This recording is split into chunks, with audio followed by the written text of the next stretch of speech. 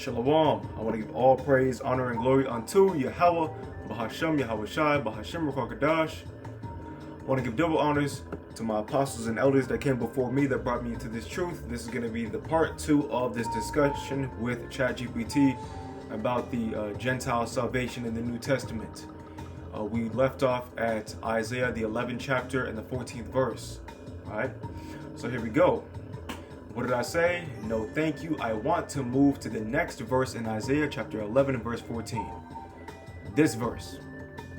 Sounds good. Here's Isaiah 11 and 14. They shall crush the prince of Edom, and the people of Moab shall be trampled under him, and the people of Ammon shall obey him. This verse speaks of a future leader, often interpreted as the Messiah, defeating Edom and other nations. How this relates to salvation for non-Israelites? It shows these nations being subdued, indicating God's sovereign judgment over them. Some interpret this subjugation as part of a broader restoration where these nations come under God's rule, which could imply inclusion in his kingdom. However, the verse itself focuses on conquest, not explicitly on salvation or blessing for Edom. You see that? Would you like me to explore how later biblical text or interpretations expand on this? Or discuss the immediate context more? So, what did I say next? Pardon me. This verse's language does not seem to align with the salvation that Israel receives in Luke 1 and 68. I would say this because when salvation is discussed in Israel, or Salakia, when salvation is discussed with Israel, I do not see Israel being subdued by another nation or Yahweh. I see them conquering other nations by the hand of Yahweh. I would actually cite Isaiah 11 and 14 to make that argument, or Numbers 24 and 17 through 19. What does ChatGPT have to say? You're absolutely right to highlight that difference. Pardon me. In Isaiah 11 and 14, the language is indeed about God's chosen leader defeating Edom and other nations, not those nations receiving salvation or deliverance themselves.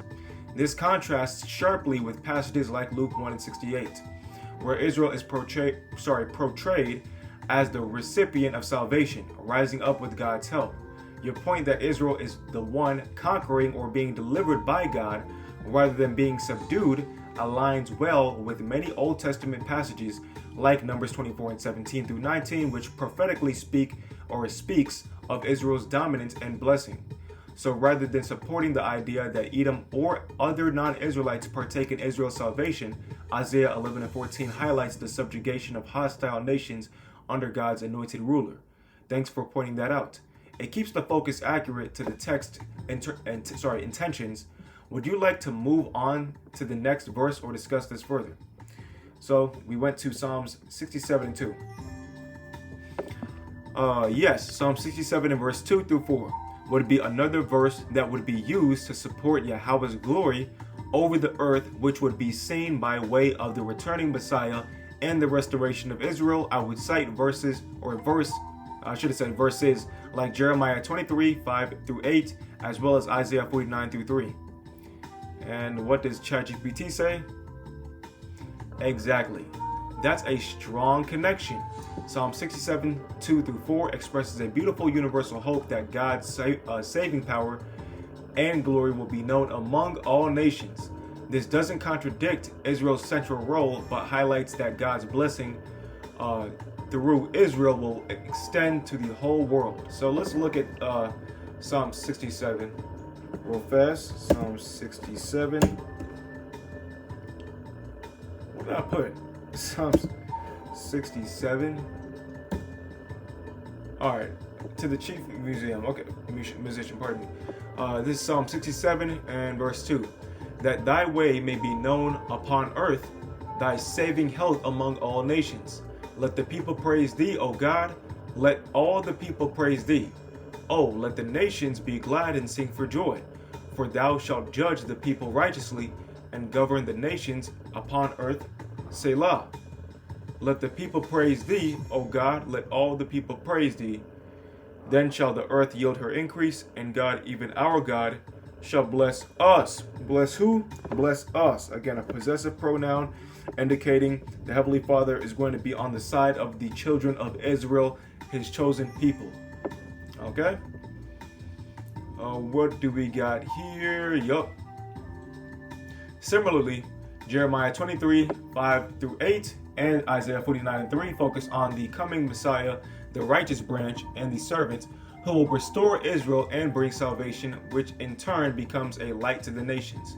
These passages show a clear progression. Israel is restored and glorified through God's anointed. God's salvation and glory then flow outward, impacting all nations. You see that?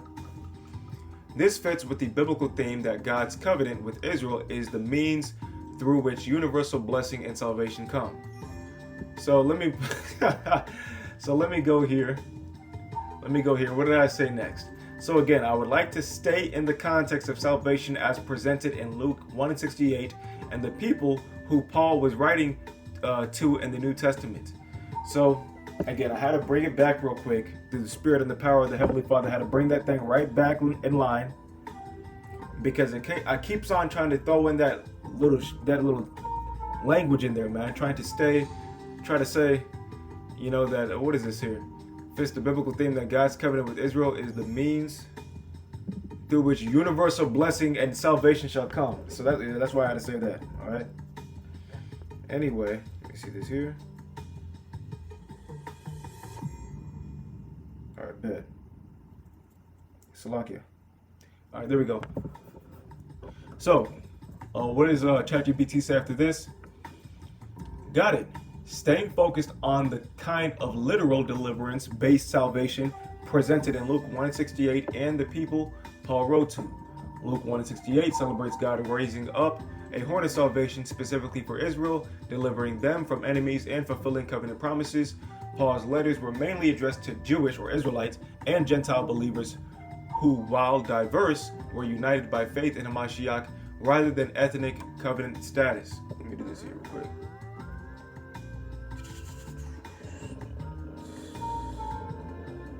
Where is that? Am I tripping?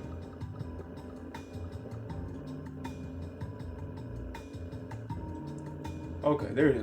It's right in my face. All right, Salakia. Anyway, from a historical view, Gentile believers were not initially part of Israel's covenant, so they weren't recipients of the same historical national salvation Israel experienced. Do you see that one? Instead, Paul presents salvation as spiritual deliverance and inclusion into God's people through Hamashiach, which extends the promise beyond ethnic Israel. Interesting. So while Luke 1:68 salvation is rooted in Israel's historic deliverance, Paul's message to Gentiles introduces a new faith-based access to salvation. Not the same as the literal national rescue Israel received, but a fulfillment and expansion of God's saving work. So let me go here. What did I say? I have an issue with that perspective based on 1 Corinthians 10 and 1. So what does it say? Great point to bring up. Let's look at 1 Corinthians chapter 10 and verse 1. So this is where things start getting off the rails, man. For I do not want you to be unaware, brothers, that our fathers were all under the cloud and all passed through the sea. Here Paul refers to our fathers, meaning Israelites who experienced the Exodus, clearly ethnic Israelites, not Gentiles. So this verse speaks about the historical Israelites, God's covenant people, as a foundation and warning example. See, they're trying to, again, they're trying to play that game, saying it's a covenant and warning example, whatever the hell that means, right? Paul uses Israel's history to instruct both Jewish or Israelite and Gentile believers in Corinth, showing that even those under God's covenant can stumble.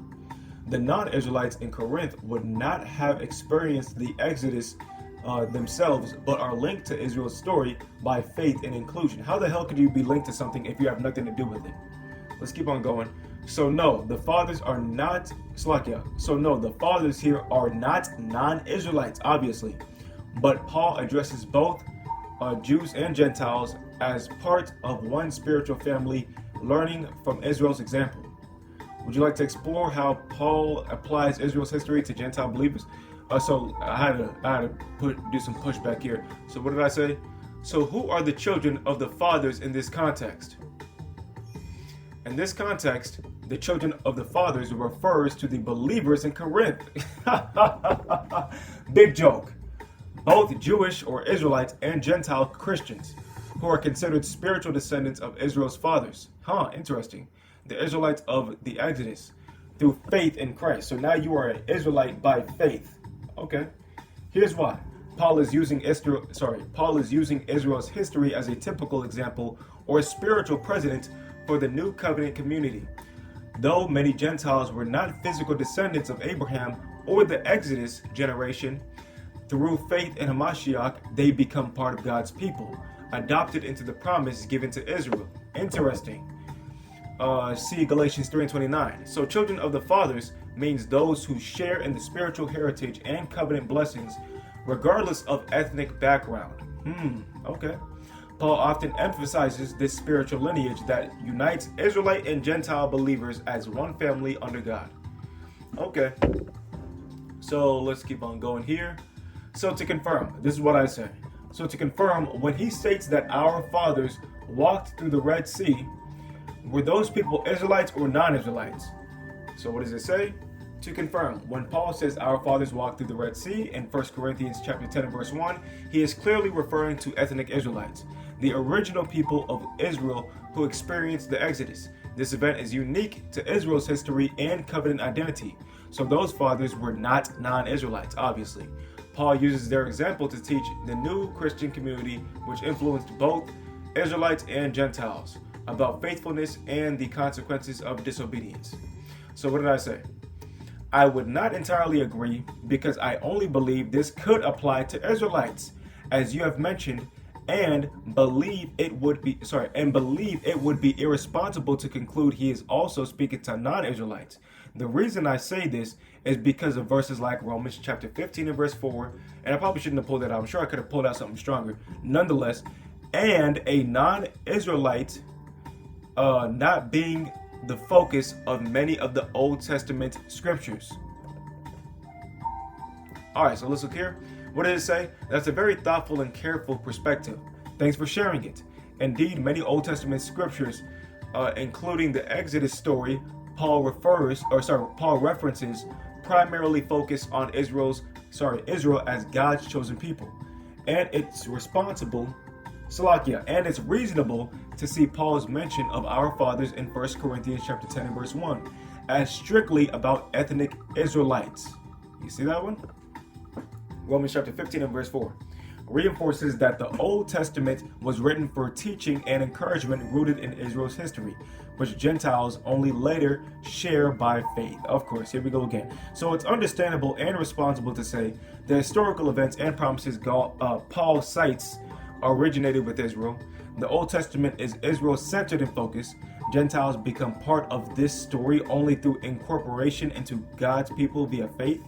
If you want, I can help explore how Paul balances this Israel-centered history with the inclusion of Gentiles in his letters, showing both continually and expansion. So what did I say here? No thank you.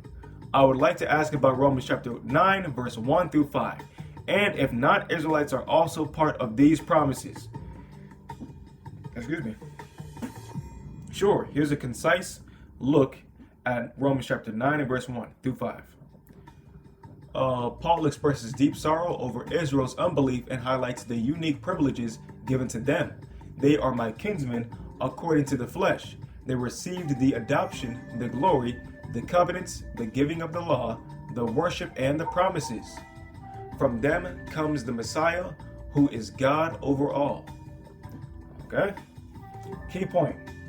This passage clearly emphasizes the special status of ethnic Israel as recipients of God's promises. It does not explicitly include non-Israelites in these original promises. As simple as that. Again, do you see that one? Again, what does it say? It does not explicitly include non-Israelites in these original promises. However, of course, elsewhere in Romans and the New Testament, Paul teaches that Gentiles can become heirs of these promises by faith. See Romans 11 and 17 through 24 and Galatians 3 and 29. This is where it gets bloody. So while the promises were first given to Israel as a nation, Gentiles are invited to share in them through spiritual adoption in Hamashiach. Would you like me to elaborate on how Paul explains this inclusion? What did I say here?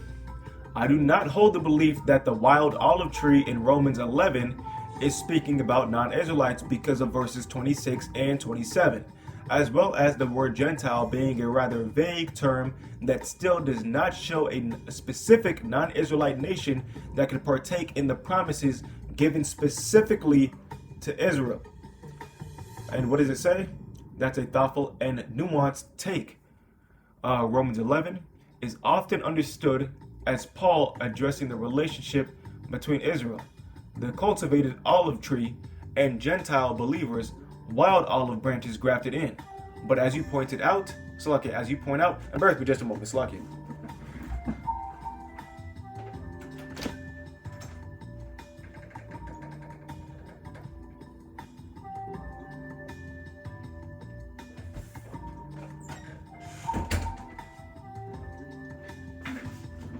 Okay, pardon me.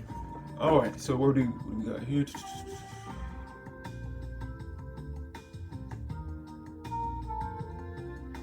Okay. Yup. Okay.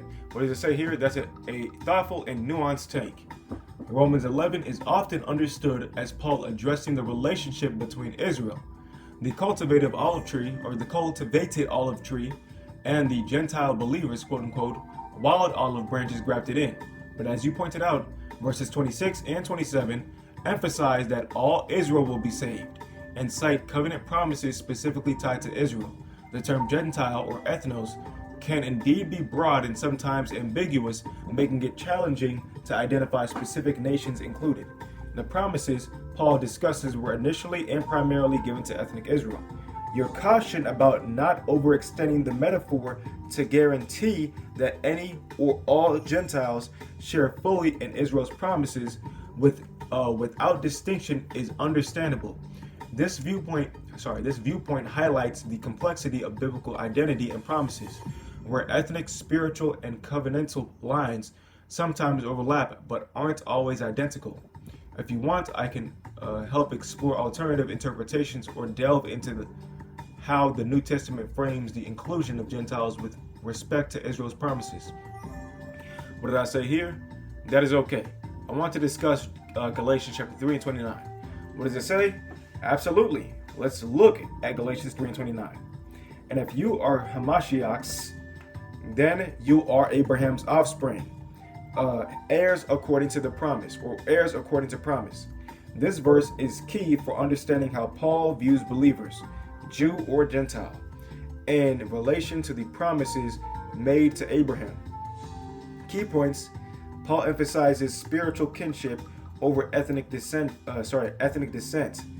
Being an Hamashiach makes someone part of Abraham's family and an heir to the covenant promises. This includes both Jews and Gentiles who have faith in Hamashiach. So, from Paul's perspective, the promise to Abraham extends beyond ethnic Israel to all who share faith in Hamashiach. If you want, I can help explore how this verse fits with the broader biblical narrative or how it's been interpreted historically. Let me see here. There we go. Alright, so what did I say? I believe this is pulling it out of context because of Galatians 3 and 23. And it's stating, before faith, we were kept under the law. Whoa. So of course, who was under the law? So let's go to Galatians chapter 3 and 23.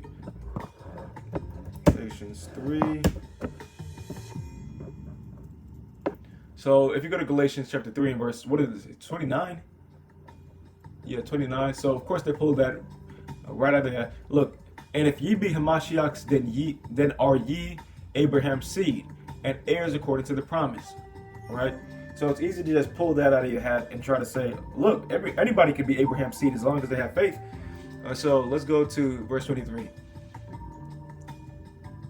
Let's go here. Let's go here. Galatians chapter 3 and 22. Matter of fact, we can really start at 21. Is the law then against the promises of God? God forbid. For if there had been a law given which could have given life, verily righteousness should have been by the law. But the scripture hath concluded all under sin, that the promise by faith of Yahushua HaMashiach might be given to them that believe. But before faith came, we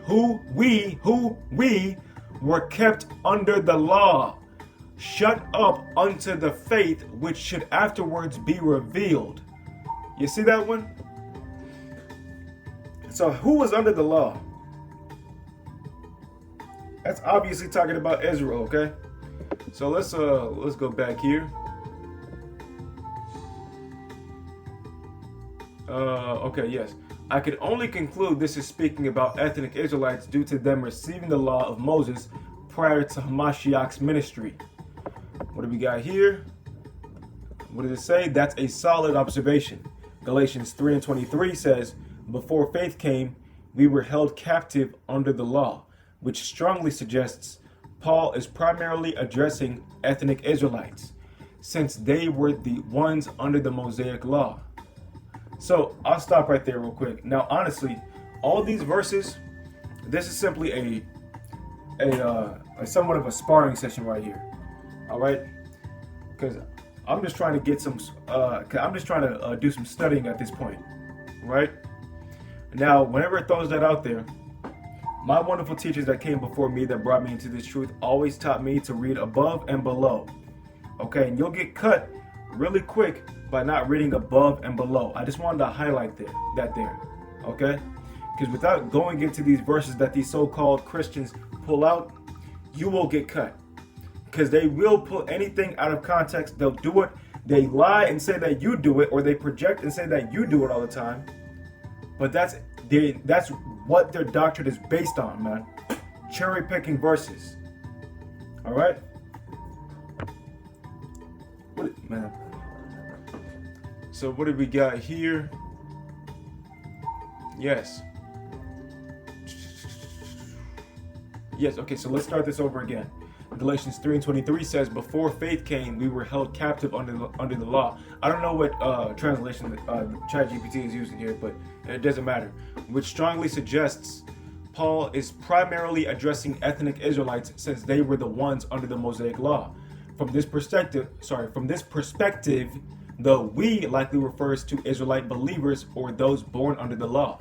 The promise in Galatians 3:29 about being Abraham's offspring through faith could be seen as primarily about Israelites coming into fuller realization of God or Yahweh's promises through Hamashiach, not necessarily extending that status automatically to all Gentiles. So, the passage might be focusing on the transition from the old covenant to the new covenant within the covenant community of Israel. Your emphasis on context helps maintain a clear distinction between ethnic Israelites and Gentiles in Paul's argument. Would you like to dig deeper into how Paul uses we in Galatians or discuss related passages? So what do we got here? What did I say? I also see Galatians 4:4-5 that alludes to Hamashiach coming to save Israel, as it states in Romans chapter 9:9-5. I believe this would further support my argument that the audience would be ethnic Israelites as opposed to non-Israelites. Let's go to Galatians 4:4. So Galatians chapter 4:4. But when the fullness of the time was come, God sent forth his son, made of a woman, made under the law, to redeem them that were under the law, that we might receive the adoption of sons. That who might receive the adoption of sons? We. Who is that we? Them that are under the law. Who is under the law? The children of Israel, point blank, period. The adoption is for the Israelites. What do we got here? What does it say? That's a strong and well-grounded point. Galatians 4:4-5 says, but when the fullness of time had come, God sent forth his son, born of a woman, born under the law, to redeem those who were under the law, so that we might receive adoption as sons. This passage clearly highlights that Hamashiach's first mission was to redeem those who were under the law, namely ethnic Israelites bound by the Mosaic covenant. Similarly, Romans chapter 9 verse 5 emphasizes that Hamashiach comes from Israel, pardon me, man, Salakia, from Israel according to the flesh, underscoring his ethnic and covenantal identity. Together, these passages suggest Paul's primary audience, especially when he speaks about redemption and adoption, was indeed ethnic Israelites, or those closely connected to Israel's covenant community. Now, of course, it's going to say primary audience, but that's okay. This supports your view that many of Paul's core arguments, especially early in his ministry, were focused on Israel rather than Gentiles in the initial sense. Would you like to explore how Paul later expands this to include Gentiles, or focus more on his teachings directed specifically to Israel? What did I say? Thank you. Please show me how this later focuses on non-Israelites. Certainly. Here's how Paul later expands his message to include non-Israelites or Gentiles as part of God's salvation plan. So what does it cite? Romans 11 and 11 through 24. We already touched on that. Going into, I believe it was 28 or 27. Romans 11, was that 26? Romans 11 and 26, and yeah, right here. And so all Israel shall be saved, as it is written, there shall come out of Jacob, or out of Zion, the deliverer, and shall turn away ungodliness from Jacob. For this is my covenant unto them, when I shall take away their sins. Who is the there? That's talking about Jacob, or the children of Israel. Let me go here. Ephesians chapter 2 and 11 through 22. Paul teaches, and of course you have to Paul teaches that Gentiles were once alienated from the commonwealth of Israel, but are now brought near through Hamashiach's blood, becoming fellow citizens and members of God's household with Israel. Galatians chapter 3 and 28. Now, of course, all we have to do is go to the top of Ephesians. All right, let me do this here.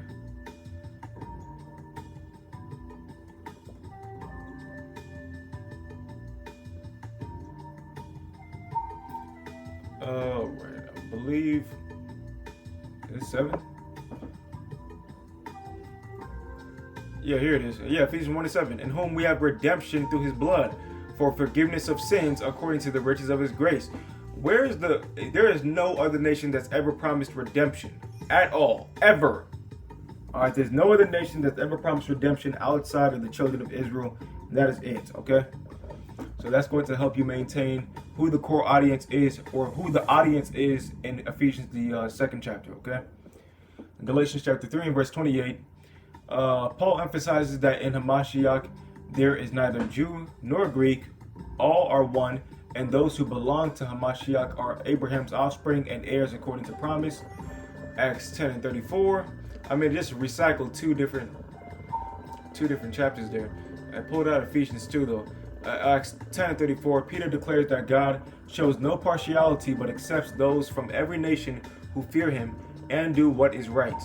Through these passages, Paul and other New Testament writers show that salvation initially promised to Israel is extended to Gentiles who come to faith in a Mashiach, forming one united people of God. Would you like me to explore any of these passages in detail? So what do I say? I would have a hard time agreeing, though these are great points. I say this because if we continue in Acts, the phrase or term Gentiles and Jews among the Gentiles is used interchangeably throughout Paul's ministry. A verse to support my argument would be Acts 21 and 21. So let's pause right there. Matter of fact, we'll keep on going and then we'll go to Acts 21 and 21. This would account for ethnic Israelites being uncircumcised and can be considered of the uncircumcision, which would rule out an ethnic distinction from a Jew considered of the circumcision. Okay? So let me go to Acts 21 and 21. 21 and 21. And they are informed of thee. This is talking about, matter of fact, let's go to 21 and 19. And when they heard it, they glorified Yahweh and said unto him, Thou seest, brother, how many thousands of Jews there are which believe, and they are all zealous of the law, and they are informed of thee that thou teachest all the Jews which are among the Gentiles to forsake Moses. So again, who was Paul teaching?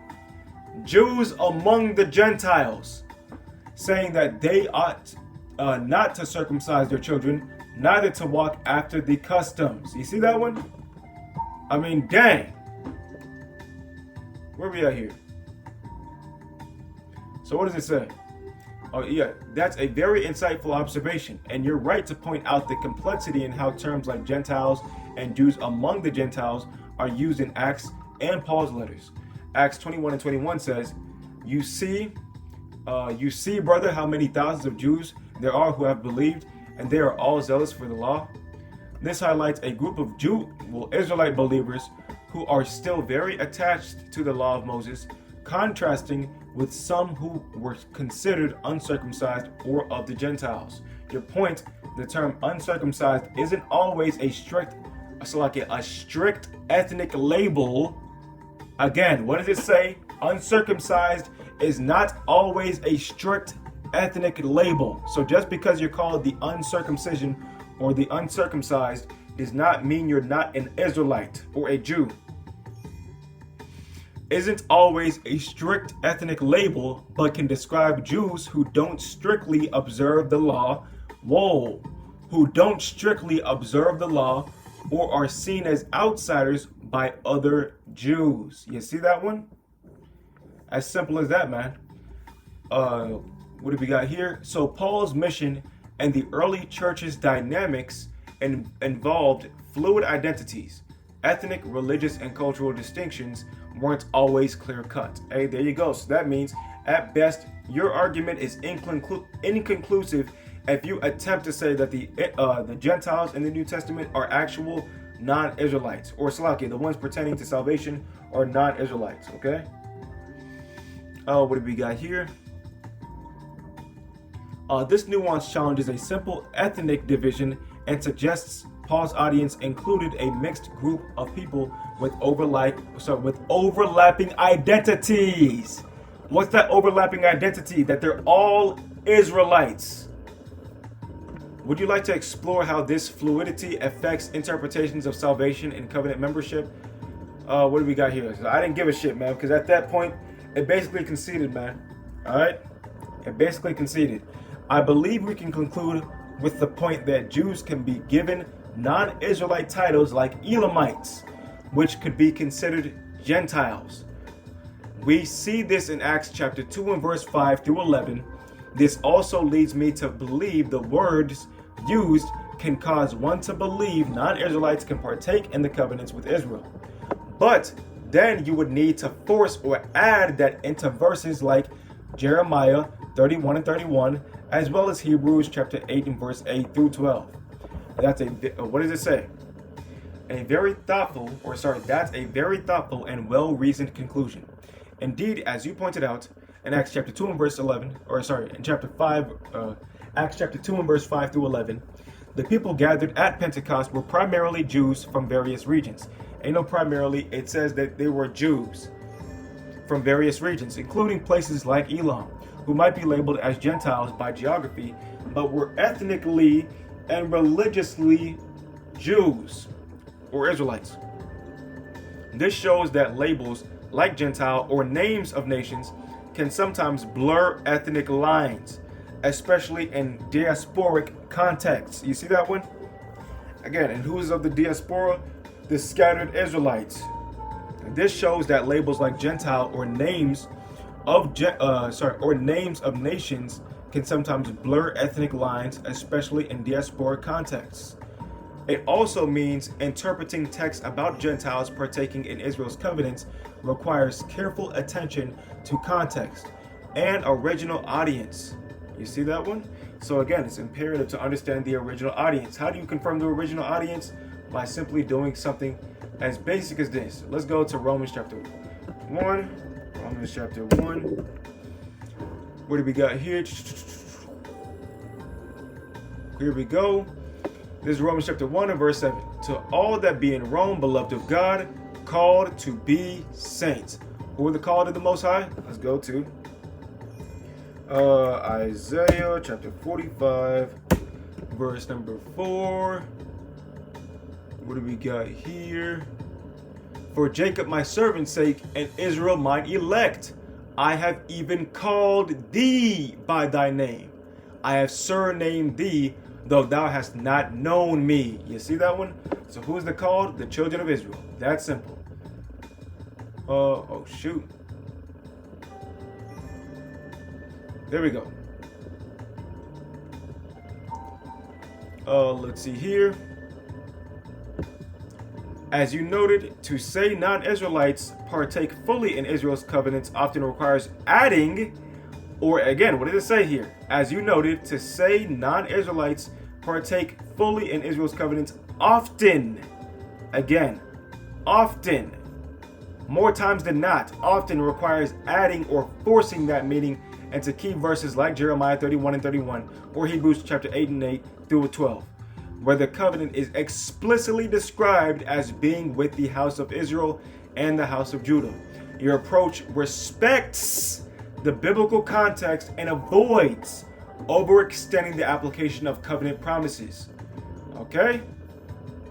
So what did I say? Thanks for the chat. That was it. Okay? Nonetheless, trying to think, is there anything else here, man?